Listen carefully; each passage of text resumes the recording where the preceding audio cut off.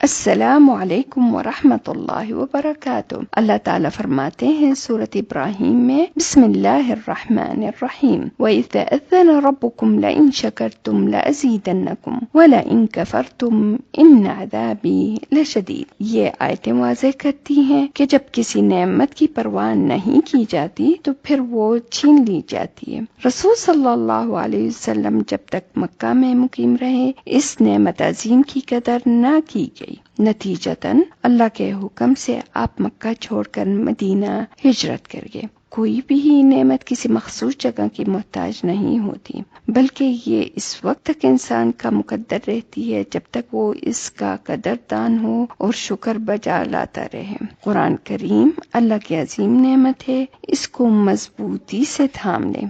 کسی کے ذہن میں یا سوچ میں تھا کہ طواف جیسی نعمت سے محروم کر دیے جائیں گے؟ اللہ سے دعا ہے کہ ہمیشہ ہمیں حامدین، شاکرین، ذاکرین میں شامل رکھیں۔